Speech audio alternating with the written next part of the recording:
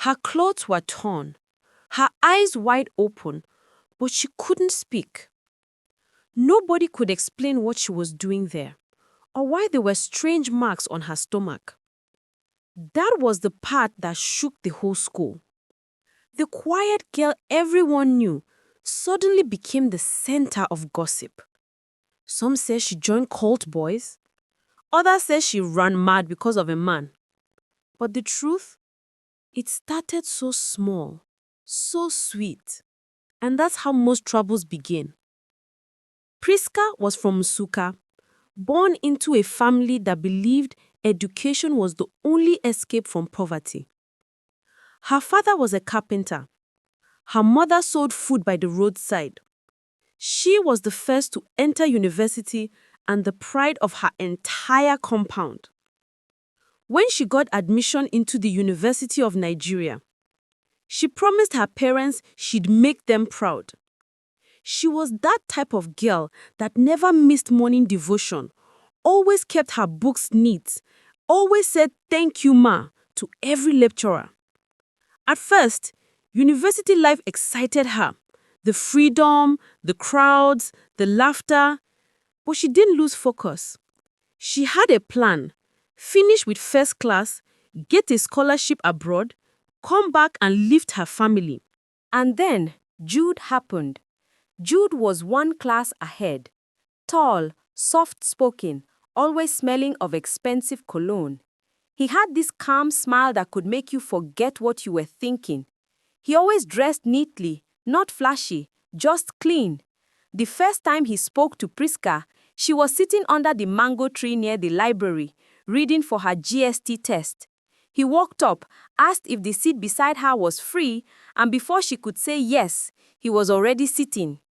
"You're Prisca, right?" he asked. She looked up, surprised. "How did you know?" "I've seen your name on the department notice board. You are the girl with the highest GPA in 100 level." She smiled shyly. He continued, "You are smart. I like that." That was how it started, one harmless compliment. Jude started helping her with notes, explaining difficult topics, walking her to class. He made it look like he truly cared about her academics. Prisca, being naive, believed she'd finally met a man that respected her brain and not her body. He would call every night to remind her to rest. He even started buying her lunch. Whenever her phone had issues, he was there. Whenever she needed printing money, he'd say, "Don't worry, I've got you." Prisca's friends warned her, "Babe, not be all these fine boys they genuine, no." But she would laugh. "Jude is different. He's serious."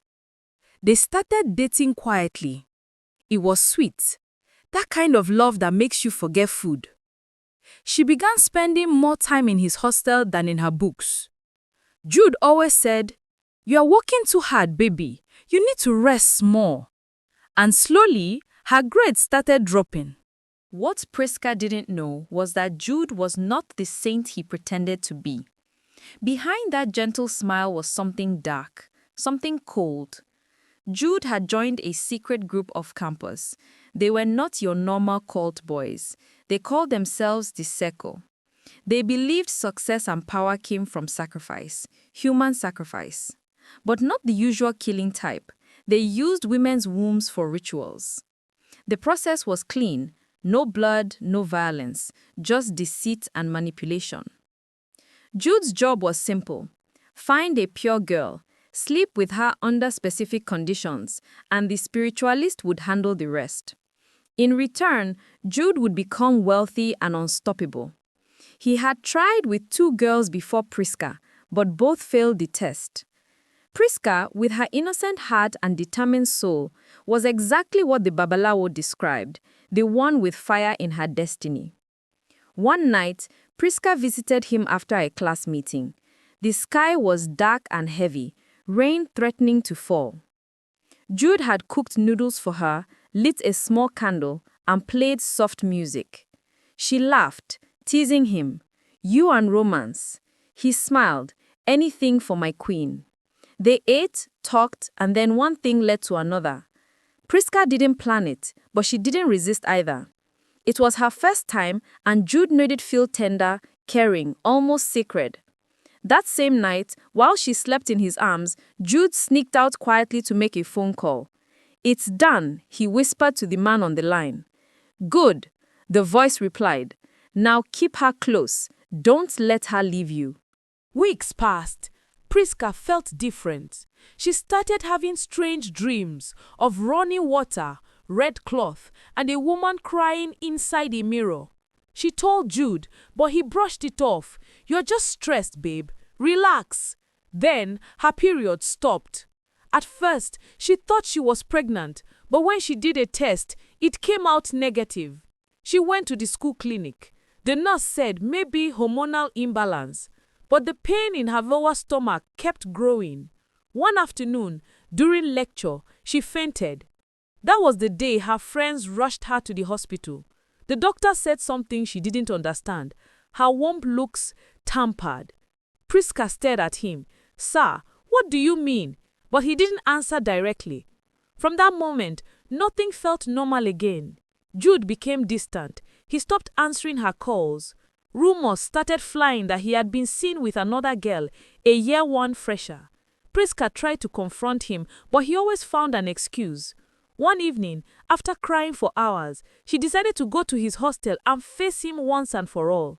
She knocked. Nobody answered. She pushed the door open and froze. Jude was inside, sitting shirtless, with 3 other guys and a small clay pot on the floor. There were red candles and something that looked like a small cloth tied in knots. When they saw her, they jumped up, shocked. "Prisca!" Jude shouted, trying to cover the pot. But it was too late. She saw the small photo of herself inside the pot, her own face staring back at her. Prisca screamed. Everything went black. When she woke up, she was lying in that uncompleted building behind the campus, the same place she would later be found. Her stomach was burning, her memory blurry. Jude was gone. They rushed her to the hospital, and that was when she realized she could no longer have children. Her womb was gone, spiritually damaged. Her world crashed. Her parents cried and blamed the devil. She stopped attending lectures, stopped talking to people, but life wasn't done with her yet. A year passed. Jude graduated, but didn't get the wealth he was promised. In fact, things turned against him. One of his ritual friends ran mad. Another died in an accident. Jude started hearing voices at night, Prisca's voice crying from his room. He tried running away, but the guilt followed him. He became a shadow of himself, wandering around town. Prisca, on the other hand, started rebuilding her life slowly. She found a campus fellowship that helped her heal. She began mentoring younger girls, warning them about fake love and sweet lies. It was during one of those sessions that she met a doctor that volunteered at the fellowship, Dr. Sam. He listened to her story, helped her medically and emotionally. Months later, he told her something unbelievable, that there was a new surgery that might help her womb recover partially. Prisca agreed. It was risky, but she said, "If I can have a second chance, I'll take it." The surgery worked. It didn't make her fully whole, but it restored hope, and that was enough. By her final year, she had become a campus inspiration. From the girl that lost everything, she rose again, graduated top of her department. When she stood on the convocation stage giving her speech, her words shook the hall. "Sometimes what breaks you is what wakes you. I was broken by love, but I found purpose through pain." People clapped for minutes. Even Jude, who was hiding in the crowd with a broken spirit, bowed his head and wept. Prisca saw him, but didn't look twice. Her healing was not about revenge. It was about rising again. After convocation, Prisca went back to Nsukka for a short while. She needed peace, not the kind people post online, but the quiet kind that comes when you faced everything and survived. Her parents were proud, though they still didn't know the full story. They only knew she had gone through some health issues in school. And maybe that was enough. Some truths are too heavy to say out loud. Every morning she'd help her mother at the food store, smiling at customers like she had no worries. But deep inside, she knew life was just beginning again, from zero. Then one day, her phone rang. It was Dr. Sam, the same doctor from the campus fellowship. He'd moved to Abuja and opened a health foundation for young women. He said, "Prisca, I've been thinking about your story. I want you to join me. You help us talk to girls about self-worth, health, and all that. I'll pay you something small to start." Prisca didn't even hesitate. That call felt like a doorway opening. So she packed her small bag, hugged her parents tight, and boarded a night bus to Abuja. Abuja was a different world. Big buildings, shiny cars, confident people. Prisca felt small at first, but Dr. Sam treated her like a sister. He gave her a small room in the hospital quarters and the chance to start afresh. She began working as a peer educator, organizing small group talks for young girls. At first, only a few came, but word spread fast. Her story, though she never mentioned names, touched hearts. Girls listened to her like she was some kind of miracle. She would say, "Don't let anyone make you forget your value. I lost mine once and it almost cost me my life." Her courage became her platform. Months turned into a year. Prisca grew bolder, sharper. She enrolled in a public health course online, started saving little by little, and even opened a small NGO account for her program. People started calling her Madame Prisca, jokingly, though she was still just 25. Then came the twist nobody saw coming. One Thursday afternoon, she was invited to speak at a youth conference in Abuja, Girls Rising Beyond Pain. She stood on stage bright and confident in her yellow gown, talking about how faith and perseverance can rebuild any broken life. When she finished, the audience clapped, but as she stepped down, someone brushed past her. A tall man in a faded shirt, smelling faintly of alcohol. She turned to look and froze. It was Jude. He looked nothing like the man she once knew. His eyes were hollow, his cheeks sunken, his shirt unbuttoned halfway. He didn't even recognize her at first. "Prisca," he whispered after staring for a while. She didn't answer. She just kept looking at him, this shadow of who he used to be. He fell to his knees right there in the corridor. "Prisca, please, forgive me. I've suffered. I'm not the same." People were staring, cameras were out. It was awkward, messy and sad all at once. Prisca gently told him to stand up. "Not here," she said. "Come with me outside." They went to a small bench behind the building. He sat, trembling. She stayed standing, arms folded. "Jude, what do you want from me?" He looked down. "Peace. I don't sleep anymore. I keep seeing you. You call my name every night. I lost everything. My job, my friends, even my mind sometimes." Prisca sighed. "You should be in a hospital, not looking for me." He shook his head. "I tried everything. Churches, shrines, pastors. Nothing worked. The only thing left was to beg you." Prisca watched him quietly. The same man who once smiled with deceit now sat crying like a child. A part of her felt pity. Another part wanted to walk away and never look back. But after a long silence, she said softly, "I forgave you a long time ago, Jude. Not for you, for myself. I couldn't carry that bitterness forever." He looked up, shocked. "You forgave me?" "Yes, but that doesn't mean I want you in my life again." Tears ran down his face. "I understand. I just wanted to hear it." He stood up slowly and walked away. His steps heavy, his shadow long. Prisca didn't call after him. She just sat there, letting the wind touch her face.